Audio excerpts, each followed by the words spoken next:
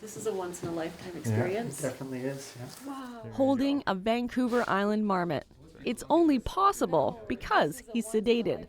Here at the Mount Washington Marmot Recovery Center, he's one of 5 marmots being released into the wild today. Today is huge. I mean, it's a really exciting part of the project when you're not just monitoring, but you're actually able to release captive bred marmots back into the wild to help those wild populations. But before they're released, they're given a final health check. We certainly don't want to put a marmot out that doesn't stand a good chance of surviving. Like if they have an eye injury or a tooth injury that could really compromise their survival, we certainly don't want that. We want the marmot to be 100% fit.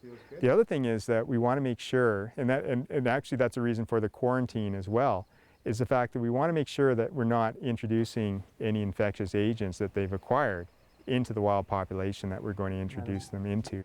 Malcolm Makati is the captive breeding coordinator and project veterinarian for the Vancouver Island Marmot Recovery Project. It launched in 2003 to address the declining numbers of the Vancouver Island marmot. By 2003, we were down to probably 21 or 22 known marmots in the wild on 4 mountains. So in 2003, we started our program of captive releases, and largely thanks to that program, we were able to build up the numbers quite significantly to the point where maybe in 2013 we were looking at about 400 marmots in the wild. We heard a lot of whistles today because the marmots weren't too sure what we were doing with them. These captive bred marmots, 3 sisters and 2 unrelated brothers, were released to the wild colony on Mount Washington.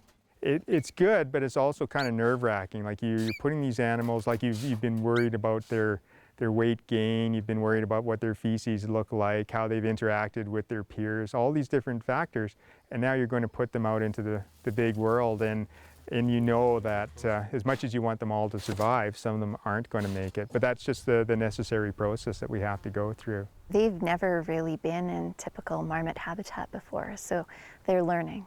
And they're trying to learn in a very slow, safe way. So what you see is they'll start to come out and then they might hear sound and go back in.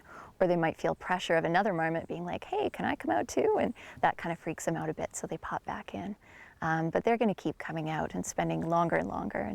And in the future, I mean, they won't be using the nest box anymore. They'll be using wild burrows, and they'll pick the perfect location on the hill for them to hang out. Though there's been some success in increasing the numbers of the Vancouver Island marmot, in 2014, the numbers did take a bit of a drop. 2015 has been an early season, and although they've already seen pups emerge, it's too early to know how successful the year will be. In efforts to build colonies at different locations, the marmots released here today will likely be moved next year. They'll have an opportunity to adjust to the wild conditions, and hopefully if they survive and they hibernate, then they'll be better candidates for moving to more extreme locations in the future. We call it preconditioning. That's where they get released to Mount Washington and they have 1 whole year to practice being a wild marmot. And then we move them into Strathcona Provincial Park.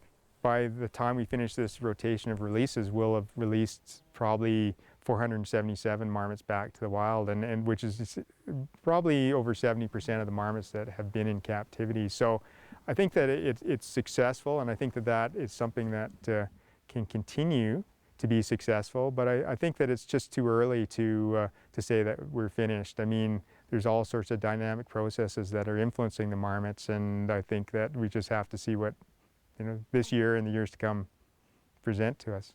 Though we've shown you a drug-induced, calmer side of the Vancouver Island marmot, make no mistake, they aren't for cuddling. I've been bitten once, and it feels like being hit with a hammer. So keep your distance if you ever get a chance to observe their beauty. On Mount Washington, I'm Kelly Robinson. Good luck, little guy.